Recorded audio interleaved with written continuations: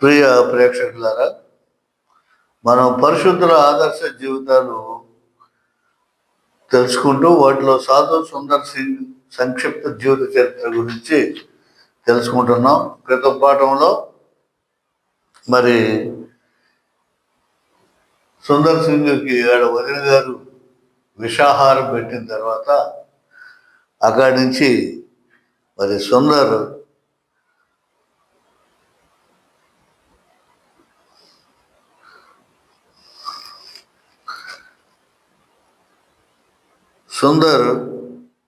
మరి లూధియానాలోని బోర్డింగ్ స్కూల్లోకి వెళ్ళటం, అక్కడ విషాహారం పెట్టాడని తెలుసుకోవటం, వైద్యులు కూడా వికటించి నేనేం చేయలేను చనిపోతాడని చెప్పడం, మరి అక్కడ పాస్టర్ గారు పాద్రి గారు వాళ్ళందరూ ఉపచర్యలు చేయటం, ఆ రాత్రి అంతా సుందర్ ప్రార్థన చేసుకోవటం, స్వస్థత పొందటం, ఇవన్నీ కూడా తెలుసుకున్న తర్వాత సుందర్కి ఇక 16 సంవత్సరాలు వచ్చే వరకు మనం తనకి బాప్తిస్తం కానీ ఏమీ కానీ ఇవ్వటానికి అవకాశం లేదు. మైనారిటీ తీరిన తర్వాత అప్పుడు ఆలోచిద్దామని చెప్పేసి ఆ సుందర్ని ఆ సిక్కుల బాధ నుంచి కాపాడటానికి మరి ఎక్కడికైనా పంపించేయాలి. ఇక్కడ కూడా వాడు రాంపూర్ దగ్గరగానే ఉంది, మళ్ళీ వాళ్ళు వస్తారు తల్లిదండ్రులు వీళ్ళందరూ వచ్చి సుందర్ని అసలే విషాహారం పెట్టారు చంపాలని, చావలేదు బ్రతికాడని తెలిస్తే మళ్ళీ వచ్చి ఎక్కడ చంపుతారని చెప్పి భయపడి వాళ్ళు వేరే చోటకు పంపాలని నిర్ణయం చేసుకుంటారు.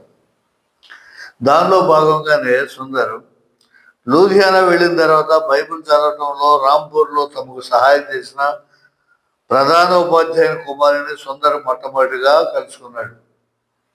ఈ బైబిల్ చదవటంలో హెడ్ మాస్టర్ యొక్క కొడుకు ఉన్నాడు సహాయం, అతను కూడా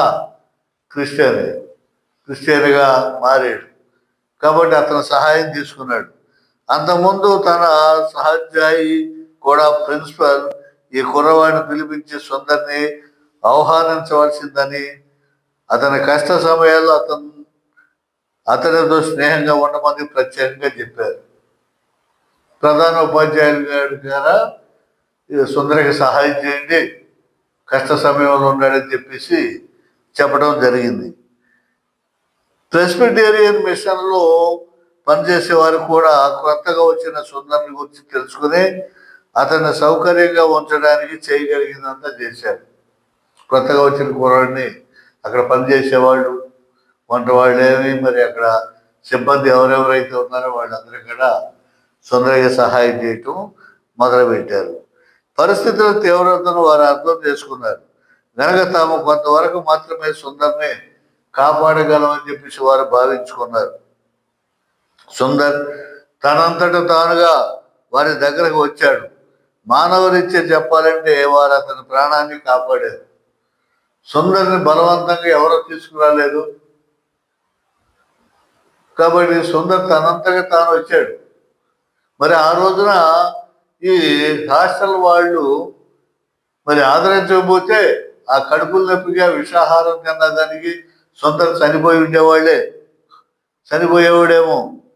రాంపూర్లోని మిషన్ ఆవరణలోనికి వచ్చినప్పుడు సుందర్ని పట్టించుకోకుండా అతను చనిపోయి ఉండేవాడు. అతడి ఆసుపత్రి డాక్టరే దీనికి సాక్ష్యం.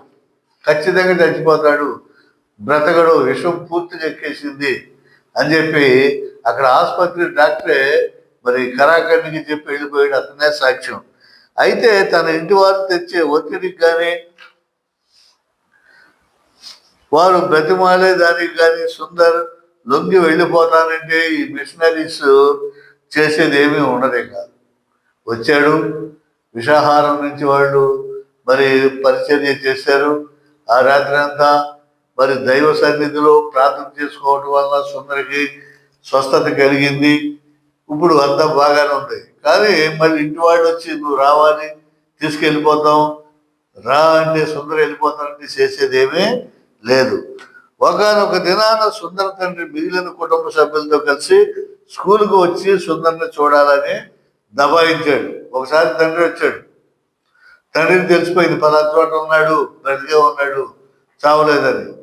అయితే హాస్టల్కి వచ్చేసి నా కొడుకు నేను చూడాలి అని అంటే, లేదండి గడుస్తున్నాడు కుర్రాడు, మేము పంపించము, చూడటానికి వీల్లేదని చెప్పేసి హాస్టల్ వాళ్ళు అందరూ చెప్తే, నా కొడుకుకి మీరెవరో చెప్పడానికి, నేను చూసుకోవాలని చెప్పి గట్టిగా దబాయించేసరికి తప్పలేదు. దీనికి అతడు మిషనరీలు మిగిలిన వారు ఎంతో ఆందోళన చెందారు. అమ్మో మళ్ళీ వచ్చి గొడవ చేస్తున్నాడు, సుందరంగా తీసుకెళ్ళిపోతాడేమో, మళ్ళీ ఏం చేస్తారని చెప్పేసి చాలా భయపడ్డారు వాళ్ళు. అయినను అంతమంది అనుమతించక తప్పదు గనక తండ్రి గనక మరి ఆ తండ్రి ఒక్కనే లోపలికి పంపిస్తానని చెప్పారు. అబ్బాయి సరే తండ్రినే పంపిస్తాం, మిగతా వాళ్ళని మేము పంపించము అనేసరికి మిగతా వాళ్ళు తిరిగి వెళ్ళిపోయారు. తండ్రి ఒక్కడే మాత్రమే లోపలికి వెళ్ళాడు. సుందర్ తండ్రి షేర్ సింగ్ లోపలికి వెళ్ళేసరికి అతడు సుందర్ సింగ్ ఏం చేస్తున్నాడు, తన స్నేహితులతో మాట్లాడుకుంటూ ఉన్నాడు. సుందర్ కూడా దీన్ని మర్చిపోగలేడు. ఆ తండ్రి ఆ క్షణాల్లో రావటం, మరి మాట్లాడటం చూస్తాం, ఆ దృశ్యాన్ని మరి ఎప్పటికీ మర్చిపోలేకపోయేవాడు. ఎంతో నెమ్మదిగా అడుగులు వేసుకుంటూ తండ్రి తన వైపు రావటం చూశాడు సుందర్. ఇంటికి రమ్మని బ్రతిమాలుతుంటే కాదనలేని స్థితికి వచ్చాడు. అరే రారా నాయన, ఒక్కగాని ఒక కొడుకు, అమ్మ లేదు, అన్నయ్య లేడు, నువ్వే నాకు ఉండాలి, మరి రా వెళ్ళిపోదాం, పువ్వుల్లో పెట్టి చూసుకుంటాం, నీకే కష్టం రానేము అని చెప్పేసి తండ్రి బ్రతిమాలుతున్నాడు, ఏడుస్తున్నాడు, కంట తడి పెట్టుకుంటుంటే సుందర్ మనసు కరిగిపోతుంది. స్కూల్లో కూడా అతనికి సంతోషం లేదు. తను అలవాటు పడిన జీవితానికి ఇచ్చడి జీవితానికి ఎంతో తేడా ఉంది. తను ఎవరో లగ్జరీగా బ్రతికాడు ఇంటికాడ, మరి ఇక్కడేమో అవి ఏమీ లేవు. ఏమీ లేకోకుండా మరి సరైన ఇష్టమైన ఆహారం కానీ, మరి వస్త్రాలు కానీ, పడుకోవటానికి కానీ, వసతులు కానీ ఏమీ లేవు. తమ సింగుల ఆవరణలో జరిగే రీతిగానే ఇక్కడ జరుగుతున్నది అనుకున్నాడు. కానీ అక్కడ దైనందిన కార్యక్రమాలు అక్కడ ఉన్నట్లుగా ఇక్కడ కూడా సులైన పద్ధతిలో స్వేచ్ఛగా ఉన్నాయి.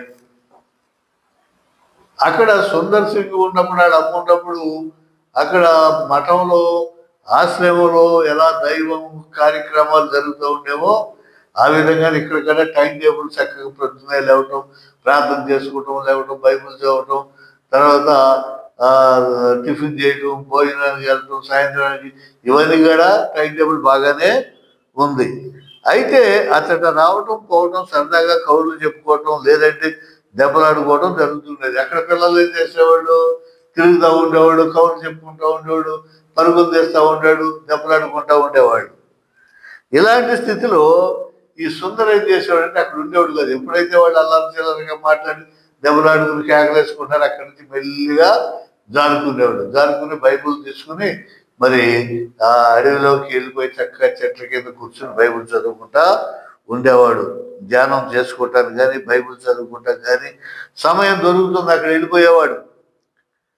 పాఠాలకు, వినోదానికి, ఆటలకు, ఆరాధనకు ప్రత్యేక సమయాలు కేటాయించి నియంత్రించిన జీవితం సుందర మానసిక ప్రకృతికి భిన్నంగా ఉండేది.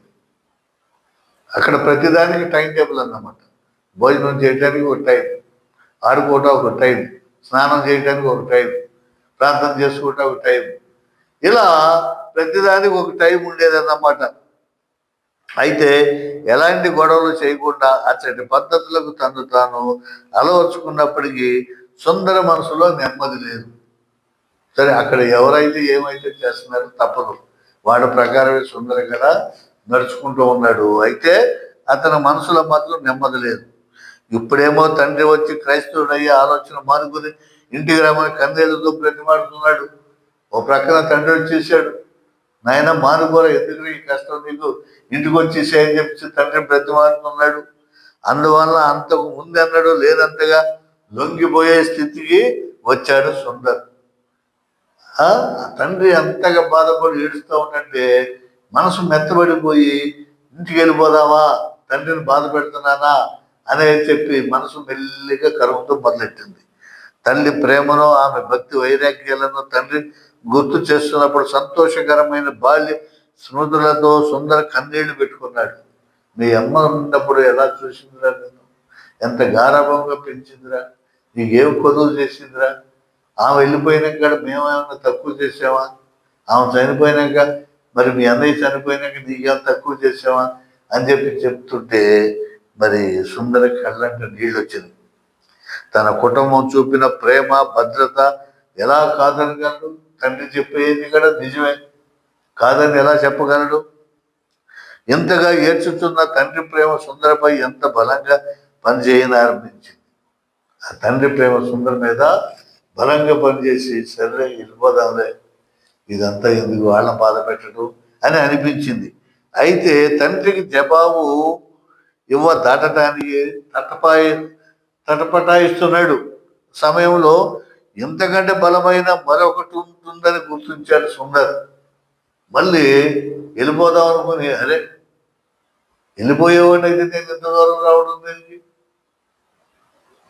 నేనేమనుకున్నాను, ఏమని ప్రమాణం చేశాను, నా బాధ్యత ఏంటి అని చెప్పి మళ్ళీ గుర్తుకు తెచ్చుకున్నాడు. తనకు కలిగిన క్రీస్తు దర్శనం ఇంకా మనసులో నుండి కనబడుతూనే ఉన్నది. ఆ దర్శనం కనబడుతూనే ఉంది. యేసు ప్రభు వారు దర్శనం ఇవ్వటం, నిజమైన దేవుడు నేను తెలుసుకోవాలి, నేను చూడాలి, లేకపోతే లూధియానా మరి ఎక్స్ప్రెస్ కింద పడి చనిపోతానని చెప్పి భీష్మించుకుని ఆ రాత్రి అంతా ఉంటే నువ్వు చావటానికి వీలు లేదని చెప్పేసి మరి యేసు ప్రభు వారి యొక్క దర్శనం ఆయన గుర్తొచ్చింది. నేను క్రైస్తవుని కాబట్టి ఎన్నటన్నటికీ క్రైస్తవుడిగానే ఉండిపోవాలని కోరుకున్నాను. గట్టిగా మళ్ళీ నిర్ణయించుకున్నాడు. నేను ఇదంతా చేసిందంతా ఎందుకు చేశాను, నేను క్రైస్తవుడిగా మారాను, ఇక జీవించినంతకాలం క్రైస్తవుడిగానే ఉండాలి చనిపోయే వరకు అని చెప్పేసి నిర్ణయం తీసుకున్నాడు. నేను రాలేను అని తండ్రితో గద్గద స్వరం, ఏడుపుతో నిండినటువంటి స్వరంతో, నానా నువ్వేమనుకోవద్దు, నేను రాలేను, నేను ఇక్కడే ఉండిపోతా, ఇక నా క్రైస్తవుడుగానే ఉండిపోతాను నేను అని చెప్పేసి చెప్పాడు. ఈ తీర్మానాన్ని విన్న సుందర్ తండ్రి పెళ్ళుమికి వస్తున్న దుఃఖాన్ని దిగమింగుకుని ఎంతో కోపోద్రికుడై వెళ్ళిపోయాడు. ఇక ఆ మాట ఎప్పుడైతే ఉన్నాడో దుఃఖాన్ని దిగమనుకున్నాడు. నా ప్రయాసం అంతా, నా ప్రయత్నం అంతా వ్యర్థమేనా అని చెప్పేసి ఎందుకు అని చెప్పేసి ఇక ఆయన మెల్లిగా వెళ్ళిపోయాడు. కొద్ది రోజుల తర్వాత కొందరు బంధువులు గుంపుగా స్కూల్కు రావడంతో వారు లోపలికి వెళ్ళి సుందర్ని పట్టుకొనకుండా బలవంతాన వారిని పంపించి వేయవలసి వచ్చింది. మళ్ళీ కొద్ది రోజుల తర్వాత ఆ చుట్టాలు బంధువులు ఊరందరూ పెద్ద గుంపుగా వచ్చారు. ఏమైనా సరే నిలుచుకుపోదాం, అది రానంటూ ఏంటి, తండ్రి వెళ్ళి జరిగిందంతా చెప్పాడు. అది మొట్టమొదట మెత్తపడ్డాడు. మళ్ళీ ఎందుకనో మళ్ళీ మొదటి పాఠానికి వచ్చాడు. నేను రానంటున్నాడు, ఏం చేయను, నేను కూడా చావాలా బ్రతకాల, ఎందుకు ఈ జన్మ అని చెప్పి ఆ బంధువుల దగ్గర కులస్తుల దగ్గర ఏడ్చేసరికి అది ఎందుకు రాయడం చూద్దాం పదండి అని చెప్పేసి వీళ్ళు గుంపు గుంపుగా బయలుదేరి లాక్కొచ్చేద్దాం, ఎత్తుకొచ్చేద్దాం, గీడ్చుకొచ్చేద్దాం అని చెప్పి గుంపుగా బయలుదేరారు. అయితే అక్కడ హాస్టల్ సిబ్బంది ఏం చేశారు, సుందర్ని దొరకనివ్వకుండా వాళ్ళు లోపలికి వెళ్ళనివ్వకుండా బయటకు పంపించేసి వెళ్ళిపోండి, మీరు బలవంతాన్ని తీసుకెళ్ళడానికి మీరెవరు, ఒకసారి చంపడానికి ప్రయత్నం చేశారు, మళ్ళీ చంపేస్తారా, చంపితే చూస్తూ ఊరుకుంటావా అని చెప్పేసి వెళ్ళవలా. సెలవులకు ముందే 2 సార్లు ఇలా జరిగింది. ఇలా 2 సార్లు 2-3 సార్లు బంధువులు కానీ చుట్టాలు కానీ రావటం, తీసుకెళ్లాలని ఎప్పుడో ప్రయత్నం చేయటం, వెళ్ళిపోయారు. దీంతో సెలవుల్లో సుందర్ని ఎక్కడికి పంపించాలో అని మిషనరీలు ఆలోచించసాగారు. సిక్కు తీవ్రవాద చేతిలో పడకుండా రాంపూరి ఎంతో దూర ప్రాంతంలో సుందర్ను జాగ్రత్తగా చూసుకునే చోటికి పంపించాలనుకున్నారు. సెలవులో చేసిన స్కూల్కి ఎవరు ఉండరు, పిల్లలు ఉండరు, ఎవరు ఉండరు. అప్పుడైతే పిల్లలు వీళ్ళందరూ అడ్డుపడి ఉండేవాళ్ళు, అక్కడ ఎవరు ఉండరు. మరి సుందర్ ఎక్కడికి వెళ్తాడు సెలవులకి, ఏం చేయాలి అని చెప్పి ఆలోచించి ఈ సిక్కుల బారిన పడకోకుండా దూరంగా పంపించేయాలి, సుందర్ని కాపాడాలి అనుకున్నారు. చివరకు సబాద్ను పంపిస్తే బాగుంటుందనే నిర్ణయానికి వచ్చారు. సబాద్కి సెమినరీకి పంపించేస్తే అక్కడ ట్రైనింగ్ అవుతూ ఉంటారన్నమాట. ఎవడు క్రైస్తవులుగా మరి బాప్తిస్మం తీసుకోవటానికి ట్రైనింగ్ అవ్వటానికి ఒక సెమినరీ ఉంటుంది, అక్కడికి పంపించేద్దాం దూరంగా అని చెప్పేసి వాళ్ళు నిర్ణయం తీసుకున్నారు. ఇక ఆ నిర్ణయం ప్రకారం సుందర్ని అక్కడికి పంపిస్తారు. అది తర్వాత పాఠంలో చెప్తారు.